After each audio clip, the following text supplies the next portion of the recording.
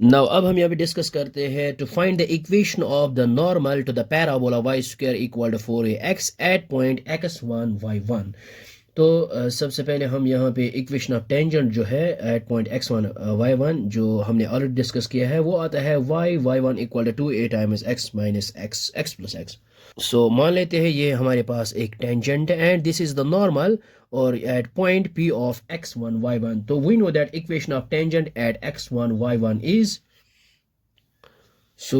We know that equation of tangent at x1 y1 is, ये हमने already prove किया है प्रीवियस लेक्चर्स में, y1 which is equal to 2a times x plus x1 इसके बराबर आता है। और हम यहाँ पे लिख सकते हैं ओ और आर, यहाँ पे हम इसको लिख सकते हैं y is equal to 2a और इस y1 को यहाँ पे डिवाइड करते हैं y1 into x plus x1। और अगर ये हमें पता है y is equal M X plus C और this m is the slope, so यहाँ पे हम देखेंगे ये 2a divide by y1 this is the slope of tangent और this is the slope of tangent which is equal to a divide by y1। और अब हम यहाँ पे slope of normal find out कर सकें क्योंकि ये यहाँ पे परपेंडिकुलर है। We know that slope their product of slope is equal to -1। तो अगर हम ये है इक्वेशन, ये है slope of tangent and slope of normal, जब हम इनको प्रोडक्ट करते हैं ये आता है -1 के बराबर बिकॉज दे आर परपेंडिकुलर।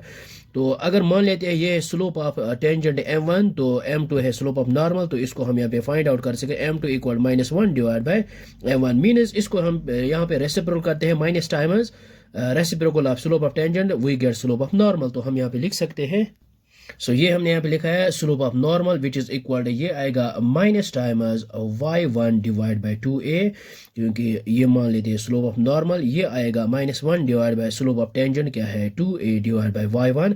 इसको जब रेसिप्रोकल करेंगे ये आएगा -y1 डिवाइड बाई 2a। सो ये हमने यहाँ पे लिखा है। नाउ अब हम यहाँ पे फाइंड आउट करेंगे equation of normal at x1 y1 is, we know that वो आता है y minus y1 which is equal to slope times. और यहाँ पे लिखेंगे स्लोप टाइमर्स, हम यहाँ के m लिखेंगे जनरल में, slope timers x minus x1। तो यहाँ पे जो है ये है equation of normal which is equal, इसका जो स्लोप है और स्लोप यहाँ पे है -y1 divide by 2a into आएगा x minus x1। So which is the required equation of the normal at point x1 y1। सो ये हमने यहाँ पे लिखा है which is the required equation of normal at the point x1 y1। So I hope आपको यहाँ तक ये समझ में आया होगा, ये बहुत ही आसान है। So thanks for watching this video.